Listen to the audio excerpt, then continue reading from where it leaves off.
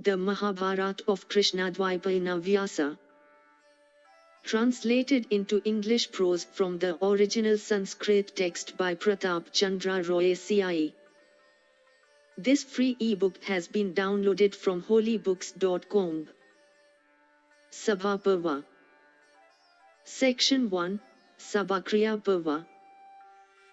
Om. After bowing down to Narayana and Nara, the most exalted male being, and also to the goddess Saraswati, must the word Jaya be uttered.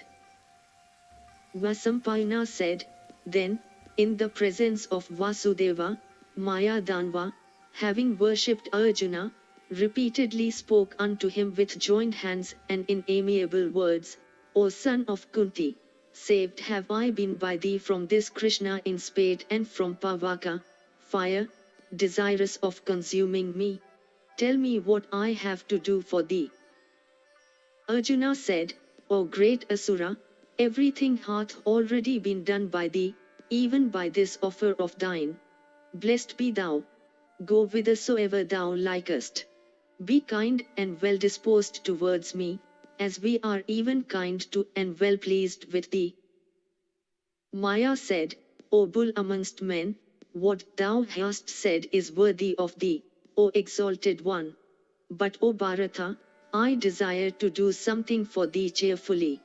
Lama, great artist, a Viswakarma among the Danvas. O son of Pandu, being what I am, I desire to do something for thee. Arjuna said, O sinless one, thou regardest thyself as saved, by me, from imminent death. Even if it hath been so, I cannot make thee do anything for me. At the same time, O Danva, I do not wish to frustrate thy intentions. Do thou something for Krishna. That will be a sufficient requital for my services to thee. Vasampayana said, then, O bull of the Bharata race, urged by Maya, Vasudeva reflected for a moment as to what he should ask Maya to accomplish. Krishna, the Lord of the universe and the creator of every object, having reflected in his mind, thus commanded Maya, let a palatial sabha, meeting hall, as thou choosest, be built, by thee, if thou, O son of Diti, who art the foremost of all artists, desirest to do good to Yudhishthira the just. Indeed, build thou such a palace that persons belonging to the world of men may not be able to imitate it even after examining it with care, while seated within. And, O Maya, build thou a mansion in which we may behold a combination of godly, asuric and human designs. Vasampayana continued, having heard those words, Maya became exceedingly glad. And he forthwith built a magnificent palace for the son of Pandu, like unto the palace of the celestials themselves. Then Krishna and Parth, Arjuna, after having narrated everything unto King Yudhishthira the just, introduced Maya unto him. Yudhishthira received Maya with respect, offering him the honor he deserved. And, O Bharata, Maya accepted that honor, thinking highly of it. O monarch of the Bharata race, that great son of Diti then recited unto the sons of Pandu the history of the Danva Vrishaparva, and that foremost of artists then, having rested a while, set himself after much thoughtful planning to build a palace for the illustrious sons of Pandu. Agreeably to the wishes of both Krishna and the sons of Pritha, the illustrious Danva of great prowess, having performed on an auspicious day the initial propitiatory rites of foundation and having also gratified thousands of well-versed Brahmanas with sweetened milk and rice and with rich presents of various kinds, measured out a plot of land 5,000 cubits square, which was delightful and exceedingly handsome to behold, and which was favorable for the construction of a building well suited to the exigencies of every season. Thus ended the first section in the Sabha Parva of the Sabha Parva. Section 2, Sabha Parva continued. Vasampayana said, Janardana deserving the worship of all, having lived happily at Kandava Prastha for some time, and having been treated all the while with respectful love and affection by the sons of Pritha, became desirous one day of leaving Kandava Prastha to behold his father. That possessor of large eyes, unto whom was due the obeisance of the universe, then saluted both Yudhishthira and Pritha and made obeisance with his head unto the feet of Kunti, his father's sister. Thus revered by Keswa, Pritha smelt his head and embraced him. The illustrious Hrishikesa approached his own sister Subhadra affectionately, with his eyes filled with tears, and spoke unto her words of excellent import and truth, terse, proper, unanswerable and fraught with good. The sweet-speeched Subhadra also, saluting him in return and worshipping him repeatedly with bent head, told him all that she wished to be conveyed to her relatives on the paternal side. And bidding her farewell and uttering benedictions on his handsome sister, he of the Vrishni race, next saw Draupadi and Dharmya. That best of men duly made obeisance unto Dharmya, and consoling Draupadi obtained leave from her. Then the learned and mighty Krishna, accompanied by Parth, went to his cousins. And surrounded by the 5 brothers, Krishna shone like Sakra in the midst of the celestials.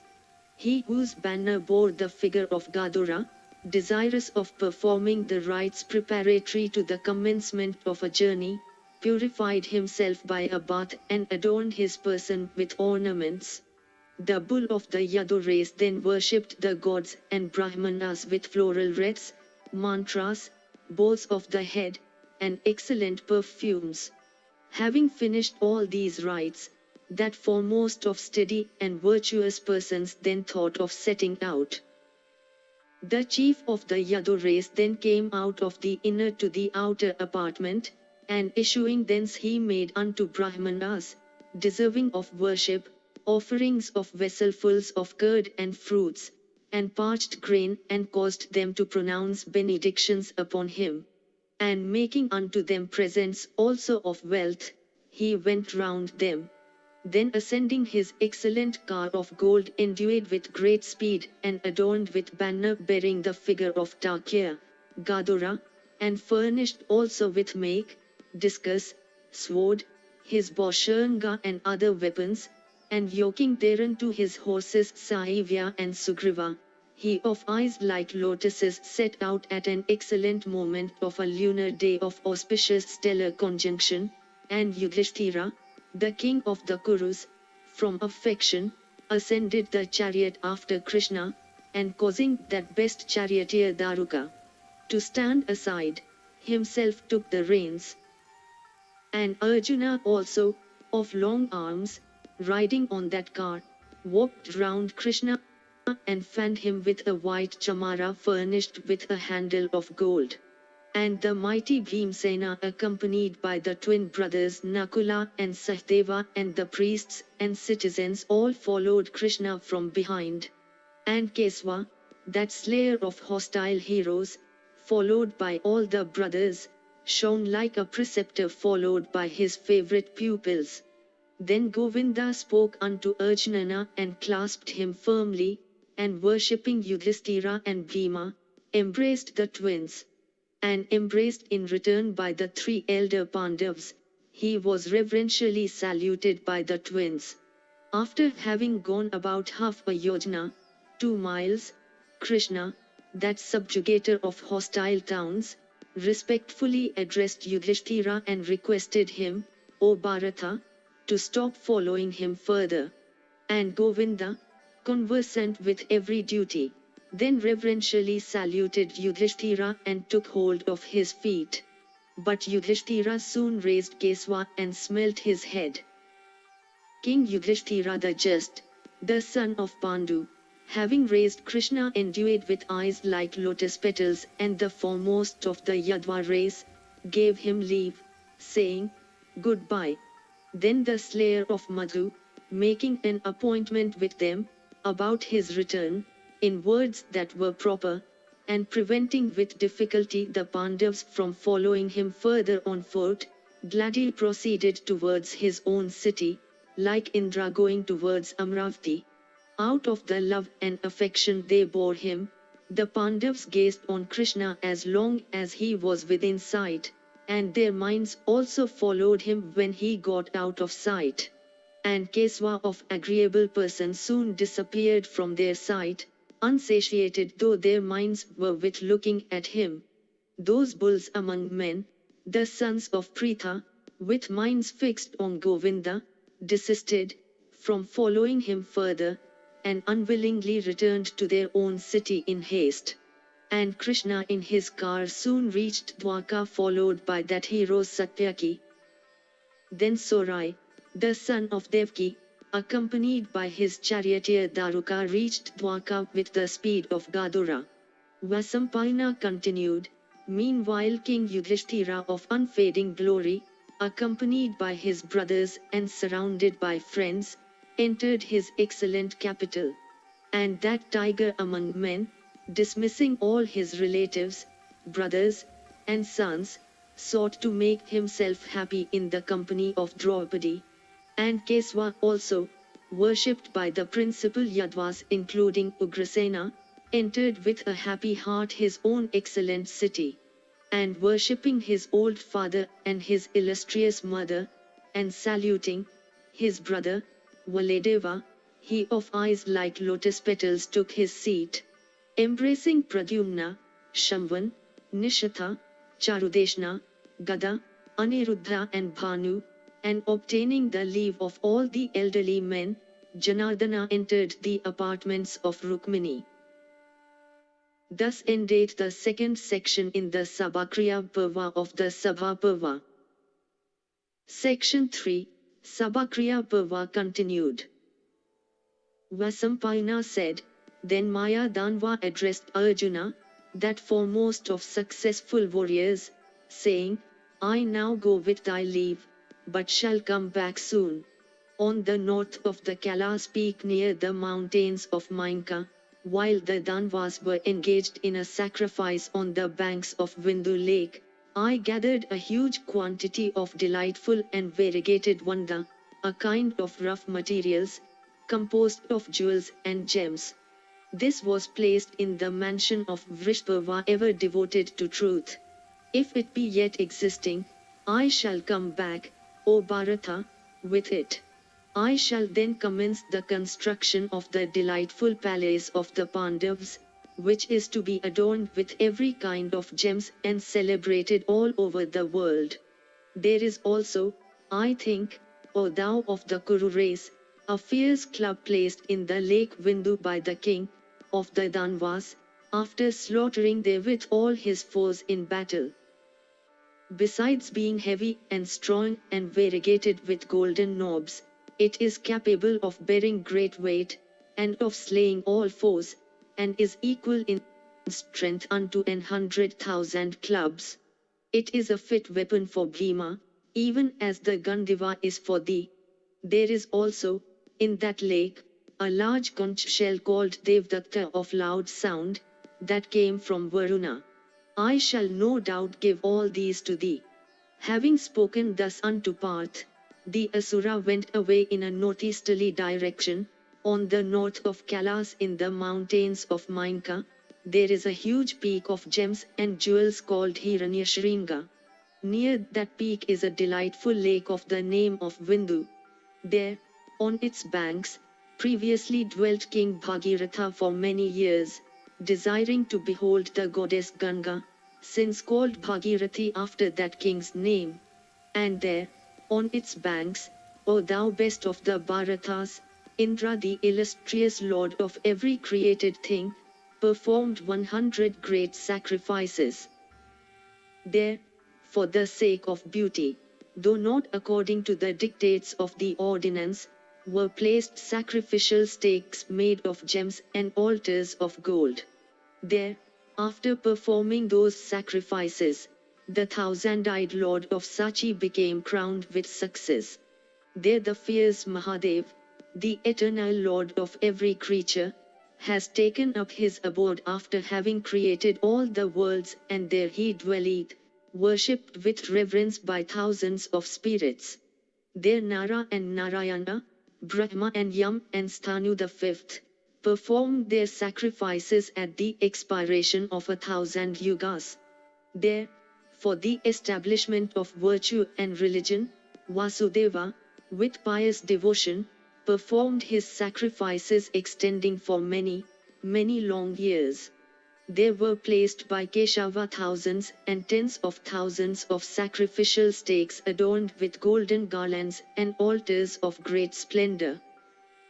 Going thither, O Bharata, Maya brought back the club and the conch shell and the various crystalline articles that had belonged to King Vrishparva.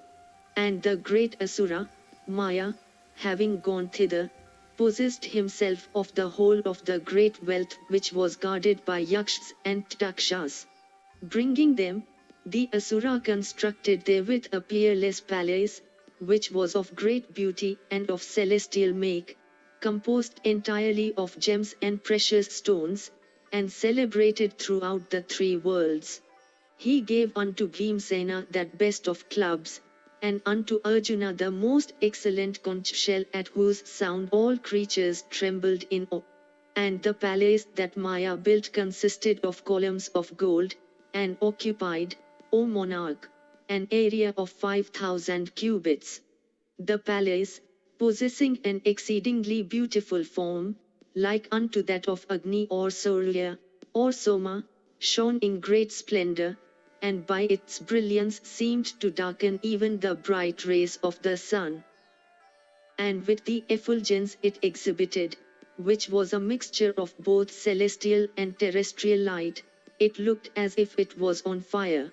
Like unto a mass of new clouds conspicuous in the sky, the palace rose up coming into view of all.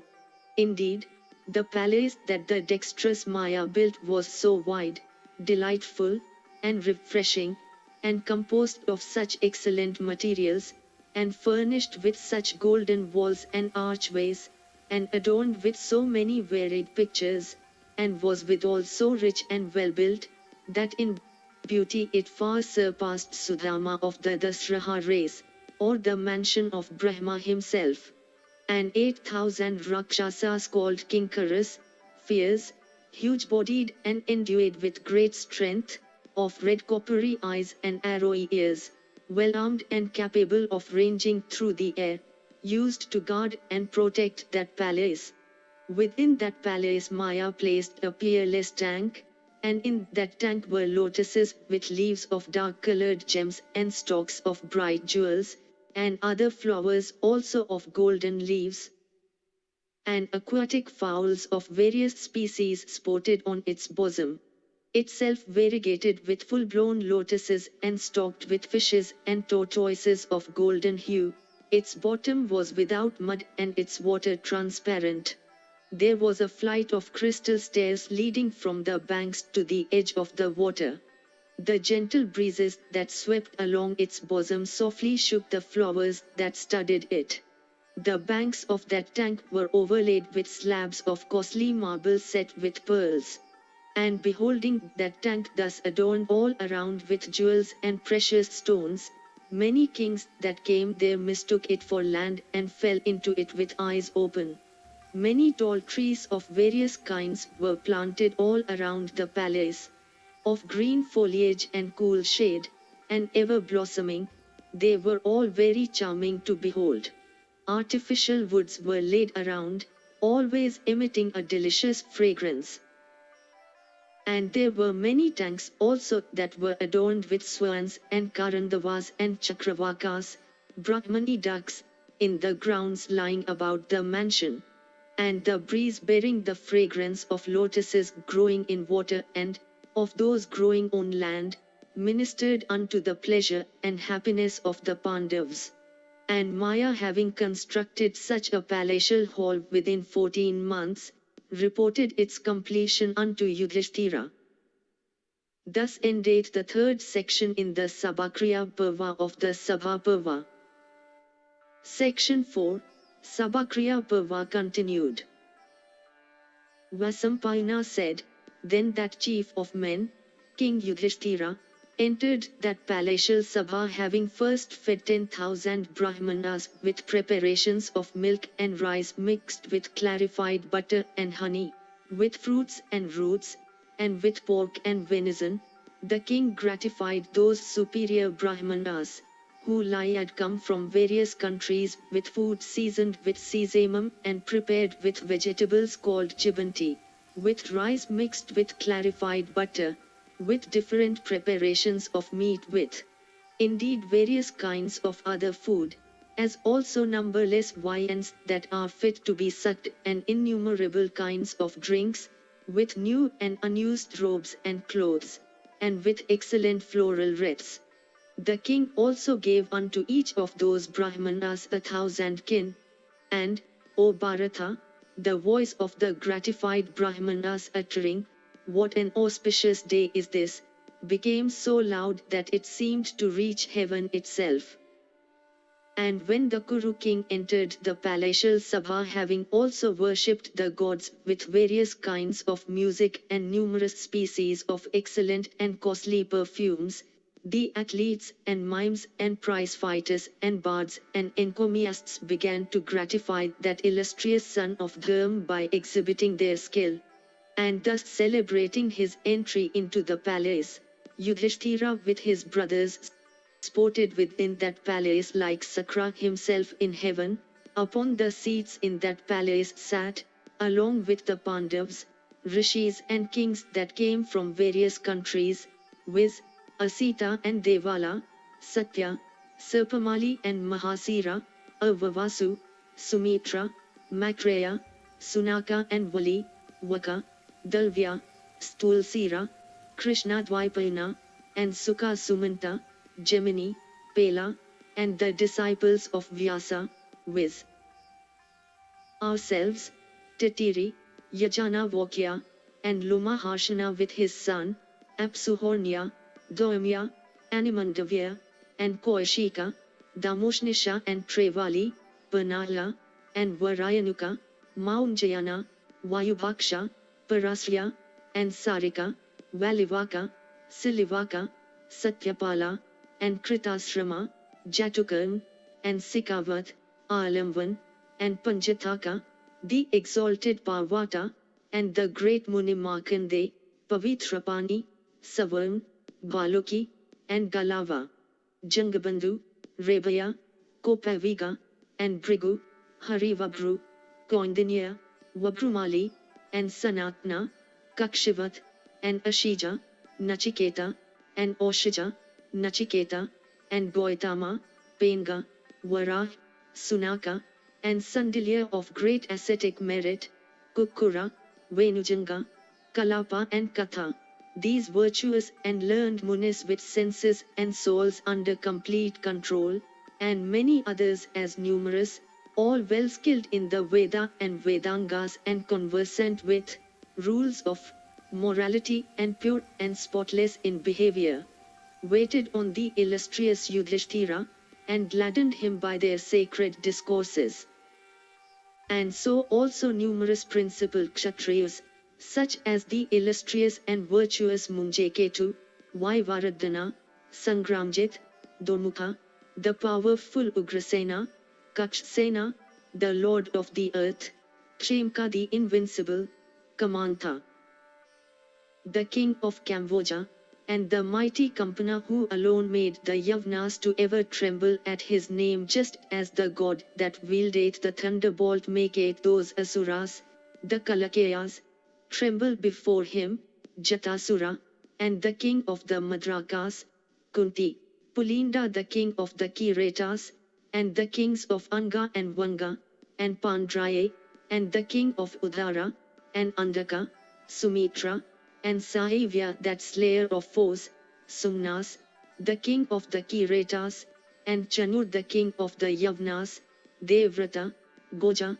and the so-called Bhimartha, Sritayudha the king of Kalinga, Jayasena the king of Magad, and Sukerman, and Chekitana, and Purut that slayer of foes, Ketumata, Vasudhana, and Vaideha and Kritakshana, Sudhaman, Aniruddha, Sritayu endued with great strength, the invincible Anupraja, the handsome Karmajta, Sisupala with his son, the king of Karusha, and the invincible youths of the Vrishni race, all equal in beauty unto the celestials, viz. Ahuka, Viprithu, Sada, Sarna, Akrura, Kritavarman, and Satyak, the son of Sini, and Bhismaka, Ankriti, and the powerful the Yumatsena, those chief of bowmen viz. The Kakeyas and Yajnasena of the Somaka race, these Kshatriyas endued with great might, all well armed and wealthy, and many others also regarded as the foremost, all waited upon Yudhishthira, the son of Kunti, in that Sabha, desirous of ministering to his happiness. And those princes also, endued with great strength, who dressing themselves in deerskins learned the science of weapons under Arjuna, waited upon Yudhishthira. And O king, the princes also of the Vrishni race, viz. Pradyumna, the son of Rukmini, and Samvan, and Yuyudhna the son of Satyaki, and Sudhaman, and Aniruddha, and Saivya, that foremost of men who had learned the science of arms under Arjuna, these and many other kings, O Lord of the earth, used to wait on Yudhishthira on that occasion. And that friend of Dhananjaya, Thiyanvuru, and the Gandharv Chittasena with his ministers, and many other Gandharvs and Apsaras, well skilled in vocal and instrumental music and in cadence, and Kinnaras also well versed in musical measures and motions, singing celestial tunes in proper and charming voices, waited upon and gladdened the sons of Pandu and the rishis who sat in that Sabha. And seated in that Sabha, those bull among men, of rigid voice and devoted to truth, all waited upon Yudhishthira like the celestials in heaven waiting upon Brahma. Thus ends the fourth section in the Sabhakriya Parva of the Sabha Parva. Section 5, Lokpala Sabhakayana Parva. Vasampayana said, while the illustrious Pandavas were seated in that Sabha along with the principal Gandharvas, there came, O Bharata, unto that assembly the celestial Rishi Narada, conversant with the Vedas and Upanishads, worshipped by the celestials, acquainted with histories and Puranas, well versed in all that occurred in ancient kalpas, cycles, conversant with Nyaya, logic, and the truth of moral science, possessing a complete knowledge of the six angas, viz. Pronunciation, grammar, prosody, explanation of basic terms, description of religious rites, and astronomy.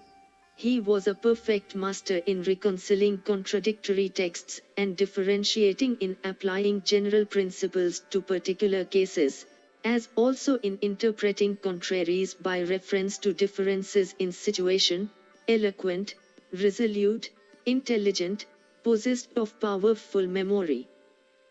He was acquainted with the science of morals and politics, learned, proficient in distinguishing inferior things from superior ones, skilled in drawing inference from evidence, competent to judge of the correctness or incorrectness of syllogistic statements consisting of 5 propositions.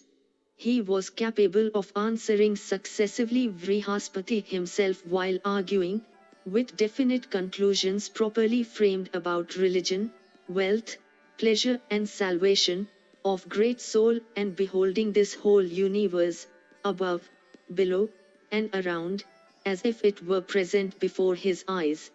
He was master of both the Sankhya and Yoga systems of philosophy, ever desirous of humbling the celestials and asuras by fomenting quarrels among them, conversant with the sciences of war and treaty, proficient in drawing conclusions by judging of things not within direct ken, as also in the 6 sciences of treaty, war, military campaigns, maintenance of posts against the enemy and stratagems by ambuscades and reserves.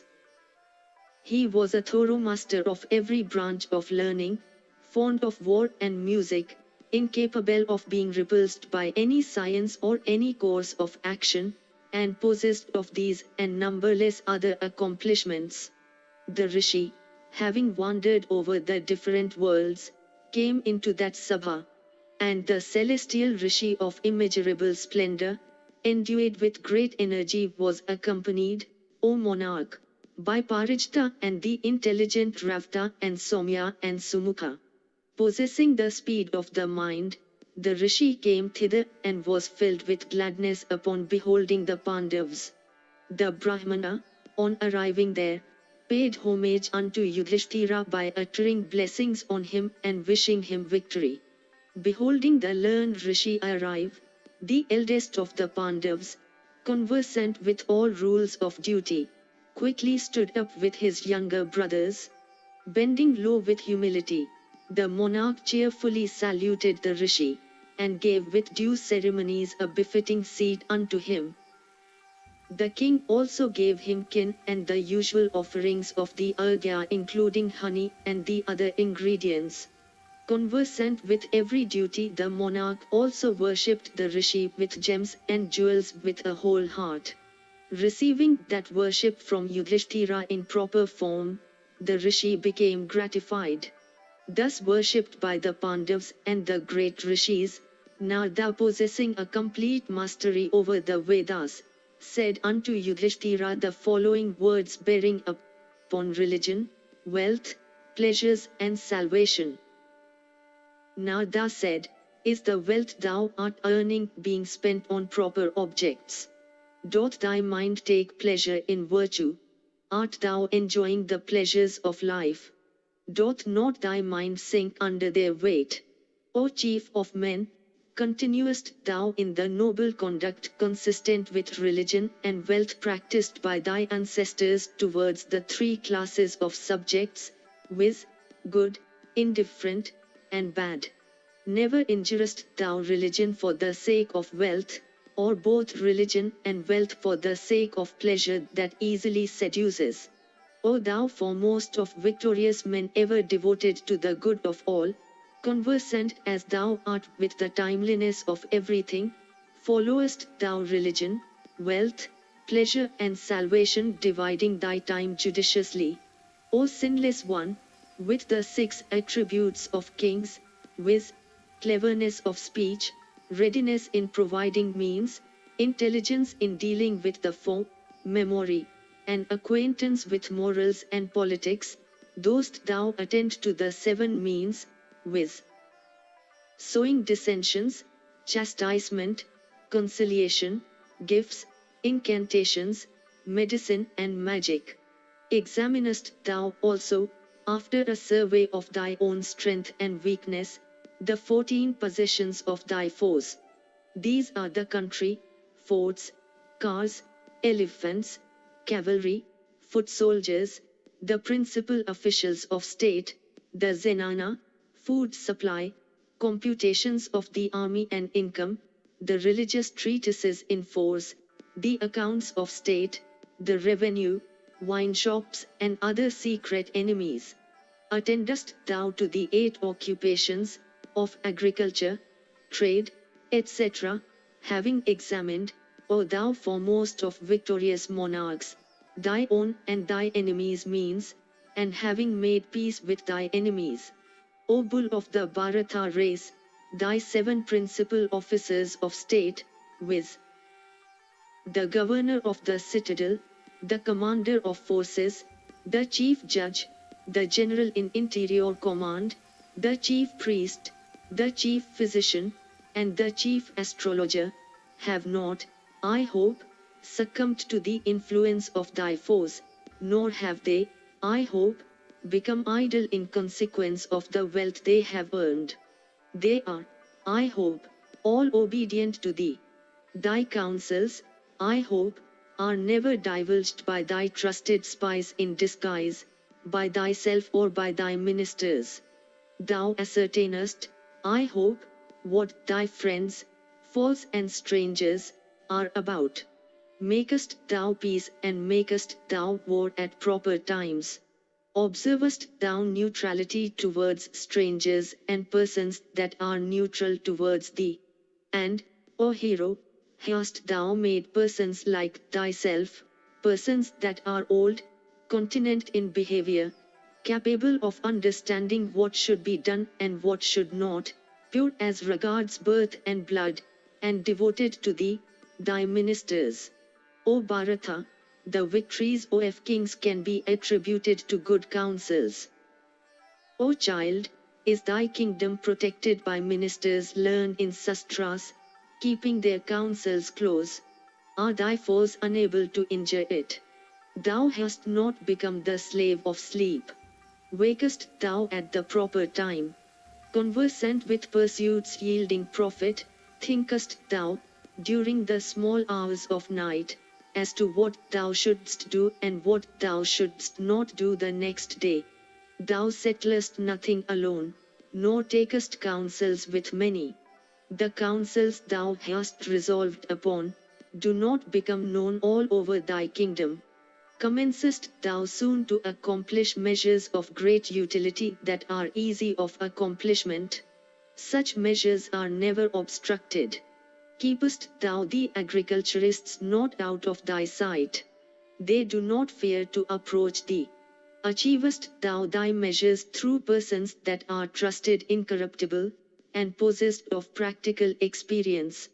And, O brave king, I hope people only know the measures already accomplished by thee, and those that have been partially accomplished and are awaiting completion, but not those that are only in contemplation and uncommenced. Have experienced teachers capable of explaining the causes of things and learned in the science of morals and every branch of learning, been appointed to instruct the princes and the chiefs of the army? Buyest thou a single learned man by giving in exchange 1,000 ignorant individuals? The man that is learned confereth the greatest benefit in seasons of distress. Are thy forts always filled with treasure, food, weapons, water, engines and instruments, as also with engineers and bowmen? Even a single minister that is intelligent, brave, with his passions under complete control, and possessed of wisdom and judgment, is capable of conferring the highest prosperity on a king or a king's son. I ask thee, therefore, whether there is even one such minister with thee? Seekest thou to know everything about the 18 tirthas of the 4 and 15 of thy own by means of 3 and 3 spies all unacquainted with one another? O slayer of all foes, watchest thou all thy enemies with care and attention, and unknown to them? Is the priest thou honorest, possessed of humility, and purity of blood, and renown, and without jealousy and illiberally? Hath any well-behaved, intelligent, and guileless Brahmana, well up in the ordinance, been employed by thee in the performance of thy daily rites before the sacred fire, and doth he remind thee in proper time as to when thy coma should be performed? Is the astrologer thou hast employed skilled in reading physiognomy, capable of interpreting omens, and competent to neutralize the effect of the disturbances of nature? Have respectable servants been employed by thee in offices that are respectable? Indifferent ones in indifferent offices, and low ones in offices that are low? Hast thou appointed to high offices ministers that are guileless and of well conduct for generations and above the common run? Oppressest thou not thy people with cruel and severe punishment? And, O bull of the Bharata race, do thy ministers rule thy kingdom under thy orders? Do thy ministers ever slight thee like sacrificial priests slighting men that are fallen, and incapable of performing any more sacrifices, or like wives slighting husbands that are proud and incontinent in their behavior? Is the commander of thy forces possessed of sufficient confidence, brave, intelligent, patient, well conducted, of good birth, devoted to thee, and competent? Treatest thou with consideration and regard the chief officers of thy army that are skilled in every kind of welfare, are forward, well behaved, and endued with prowess. Givest thou to thy troops their sanctioned rations and pay in the appointed time. Thou dost not oppress them by withholding these. Knowest thou that the misery caused by arrears of pay and irregularity in the distribution of rations driveth the troops to mutiny, and that is called by the learned to be one of the greatest of mischiefs? Are all the principal high-born men devoted to thee, and ready with cheerfulness to lay down their lives in battle for thy sake? I hope no single individual of passions uncontrolled is ever permitted by thee to rule as he likes a number of concerns at the same time appertaining to the army. Is any servant of thine, who hath accomplished well a particular business by the employment of special ability, disappointed in obtaining from thee a little more regard, and an increase of food and pay? I hope thou rewardest persons of learning and humility and skill in every kind of knowledge with gifts of wealth and honor proportionate to their qualifications. Dost thou support, O bull in the Bharata race, the wives and children of men that have given their lives for thee and have been distressed on thy account? Cherishest thou, O son of Pritha, with paternal affection the foe that hath been weakened, or him also that hath sought thy shelter, having been vanquished in battle? O Lord of earth, art thou equal unto all men, and can every one approach thee without fear, as if thou wert their mother and father? And O bull of the Bharata race, marchest thou, without loss of time, and reflecting well upon three kinds of forces, against thy foe when thou hearest that he is in distress? O subjugator of all foes, beginnest thou thy march when the time cometh, having taken into consideration all the omens you might see, the resolutions thou hast made, and that the ultimate victory depends upon the 12 mandates, such as reserves, ambuscades, etc., and payment of pay to the troops in advance? And, O persecutor of all foes, givest thou gems and jewels unto the principal officers of enemy, as they deserve, without thy enemy's knowledge? O son of Pritha, seekest thou to conquer thy incensed foes that are slaves to their passions, having first conquered thy own soul and obtained the mastery over thy own senses? Before thou marchest out against thy foes, dost thou properly employ the 4 arts of reconciliation, gift of wealth, producing disunion, and application of force? O monarch, goest thou out against thy enemies, having first strengthened thy own kingdom, and having gone out against them, exertest thou to the utmost to obtain victory over them, and having conquered them, seekest thou to protect them with care? Are thy army consisting of 4 kinds of forces, viz., the regular troops, the allies, the mercenaries, and the irregulars, each furnished with the 8 ingredients, viz., cars, elephants, horses, officers, infantry, camp followers, spies possessing a thorough knowledge of the country, and ensigns led out against thy enemies after having been well trained by superior officers? O oppressor of all foes, great king, I hope thou slayest thy foes without regarding their seasons of reaping and of famine. O king, I hope thy servants and agents in thy own kingdom and in the kingdoms of thy foes continue to look after their respective duties and to protect one another. O monarch, I hope trusted servants have been employed by thee to look after thy food, the robes thou wearest and the perfumes thou usest. I hope, O king, thy treasury, barns, stables, arsenals, and women's apartments, are all protected by servants devoted to thee and ever seeking thy welfare. One hope, O monarch, Thou protectest first thyself from thy domestic and public servants, then from those servants of thy relatives and from one another. Or women. Are the agriculturists in thy kingdom contented? Are large tanks and lakes constructed all over thy kingdom at proper distances, without agriculture being in thy realm entirely dependent on the showers of heaven? Are the agriculturists in thy kingdom wanting in either seed or food? Grantest thou with kindness loans of seed grains unto the tillers, taking only a fourth in excess of every measure by the 100? Or women. Are the agriculturists in thy kingdom contented? Are large tanks and lakes constructed all over thy kingdom at proper distances, without agriculture being in thy realm entirely dependent on the showers of heaven? Are the agriculturists in thy kingdom wanting in either seed or food? Grantest thou with kindness loans of seed grains unto the tillers, taking only a fourth in excess of every measure by the 100?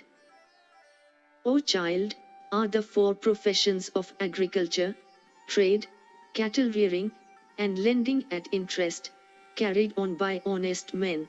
Upon these, O monarch, depends the happiness of thy people. O king, do the 5 brave and wise men, employed in the 5 offices of protecting the city, the citadel, the merchants, and the agriculturists, and punishing the criminals, always benefit thy kingdom by working in union with one another? For the protection of thy city, have the villages been made like towns, and the hamlets and outskirts of villages like villages? Are all these entirely under thy supervision and sway? Are thieves and robbers that sack thy town pursued by thy police over the even and uneven parts of thy kingdom? Consolest thou women, and are they protected in thy realm? I hope thou placest not any confidence in them, nor divulgest any secret before any of them. O monarch, having heard of any danger and having reflected on it also, liest thou in the inner apartments enjoying every agreeable object? Having slept during the 2nd and the 3rd divisions of the night, thinkest thou of religion and profit in the 4th division wakefully? O son of Pandu, rising from bed at the proper time and dressing thyself well, showest thou thyself to thy people, accompanied by ministers conversant with the auspiciousness or otherwise of moments? O represser of all foes, do men dressed in red and armed with swords and adorned with ornaments stand by thy side to protect thy persons? O monarch, behavest thou like the God of justice himself unto those that deserve punishment and those that deserve worship, unto those that are dear to thee and those that thou likest not? O son of Pritha, seekest thou to cure bodily diseases by medicines and fasts, and mental illness with the advice of the aged? I hope that the physicians engaged in looking after thy health are all well conversant with the 8 kinds of treatment and are all attached and devoted to thee. Happeneth it ever, O monarch, that from covetousness or folly or pride thou failest to decide between the plaintiff and the defendant who have come to thee? Deprivest thou, through covetousness or folly, of their pensions the protests who have sought thy shelter from trustfulness or love? Do the people that inhabit thy realm, bought by thy foes, ever seek to raise disputes with thee, uniting themselves with one another? Are those amongst thy foes that are feeble always repressed by the help of troops that are strong, by the help of both councils and troops? Are all the principal chieftains of thy empire all devoted to thee? Are they ready to lay down their lives for thy sake, commanded by thee? Dost thou worship Brahmanas and wise men according to their merits in respect of various branches of learning? I tell thee, such worship is without doubt highly beneficial to thee. Hast thou faith in the religion based on the three Vedas and practiced by men who have gone before thee? Dost thou carefully follow the practices that were followed by them? Are accomplished Brahmanas entertained in thy house and in thy presence with nutritive and excellent food? And do they also obtain pecuniary gifts at the conclusion of those feasts? Dost thou, with passions under complete control and with singleness of mind, strive to perform the sacrifices called Vajapaya and Pundarika with their full complement of rites? Boast thou unto thy relatives and superiors, the aged, the gods, the ascetics, the Brahmanas, and the tall trees, Banyan, in villages, that are of so much benefit to people? O sinless one, causest thou ever grief or anger in any one? Do priests capable of granting thee auspicious fruits ever stand by thy side? O sinless one, are thy inclinations and practices such as I have described them? And as always enhance the duration of life and spread one's renown, and as always help the cause of religion, pleasure, and profit. He who conducted himself according to this way, never findeth his kingdom distressed or afflicted, and that monarch, subjugating the whole earth, enjoyeth a high degree of felicity. O monarch, I hope, no well-behaved, pure-souled, and respected person is ever ruined and his life taken, on a false charge or theft, by thy ministers ignorant of sastras and acting from greed. And, O bull among men, I hope thy ministers never from covetousness set free a real thief, knowing him to be such and having apprehended him with the booty about him. O Bharata, I hope, thy ministers are never won over by bribes, nor do they wrongly decide the disputes that arise between the rich and the poor. Dost thou keep thyself free from the 14 vices of kings, viz. Atheism, untruthfulness, anger, incautiousness, procrastination, non-visit to the wise, idleness, restlessness of mind, taking counsels with only one man, consultation with persons unacquainted with the science of profit, abandonment of a settled plan, divergence of counsels, non-accomplishment of beneficial projects, and undertaking everything without reflection. By these, O king, even monarchs firmly seated on their thrones are ruined. Hath thy study of the Vedas, thy wealth and knowledge of the Sastras and marriage been fruitful? Vasampayana continued. After the Rishi had finished, Yudhishthira asked, how, O Rishi, do the Vedas, wealth, wife, and knowledge of the Sastras bear fruit? The Rishi answered, the Vedas are said to bear fruit when he that hath studied them performeth the Agnihotra and other sacrifices. Wealth is said to bear fruit when he that hath it enjoyeth it himself and giveth it away in charity. A wife is said to bear fruit when she is useful and when she beareth children. Knowledge of the Sastras is said to bear fruit when it resulteth in humility and good behavior. Vasampayana continued. The great ascetic Narada, having answered Yudhishthira thus, again asked that just ruler, do the officers of thy government, O king, that are paid from the taxes levied on the community, take only their just dues from the merchants that come to thy territories from distant lands impelled by the desire of gain? Are the merchants, O king, treated with consideration in thy capital and kingdom, capable of bringing their goods thither without being deceived by the false pretexts of both the buyers and the officers of government? Listenest thou always, O monarch, to the words, fraught with instructions in religion and wealth, of old men acquainted with economic doctrines? Are gifts of honey and clarified butter made to the Brahmanas intended for the increase of agricultural produce, of kin, of fruits and flowers, and for the sake of virtue. Givest thou always, O King, regularly unto all the artisans and artists employed by thee the materials of their works and their wages for periods not more than 4 months. Examinest thou the works executed by those that are employed by thee, and applaudest thou them before good men, and rewardest thou them, having shewn them proper respect. O bull of the Bharata race, followest thou the aphorisms of the sage, in respect of every concern, particularly those relating to elephants, horses, and cars? O bull of the Bharata race, are the aphorisms relating to the science of arms, as also those that relate to the practice of engines in warfare so useful to towns and fortified places, studied in thy court? O sinless one, art thou acquainted with all mysterious incantations, and with the secrets of poisons destructive of all foes?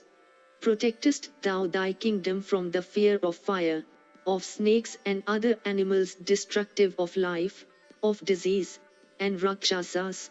As acquainted thou art with every duty, cherishest thou like a father the blind, the dumb, the lame, the deformed, the friendless, and ascetics that have no homes?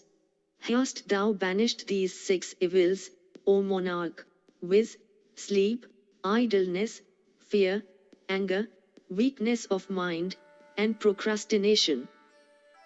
Vasampayana continued, the illustrious bull among the Kurus, having heard these words of that best of Brahmanas, bowed down unto him and worshipped his feet.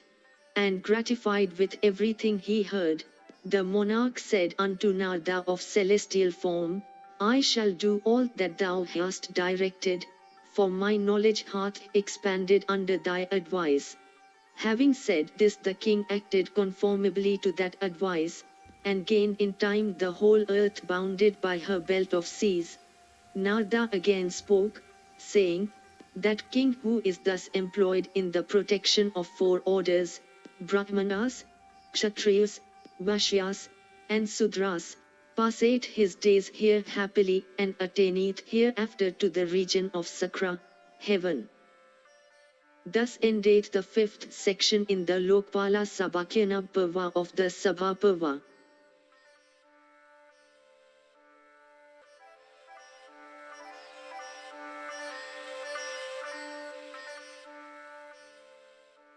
If you enjoyed this audiobook, please like and subscribe to be notified of when new audiobooks are uploaded. Thank you for listening and learning. Shanti.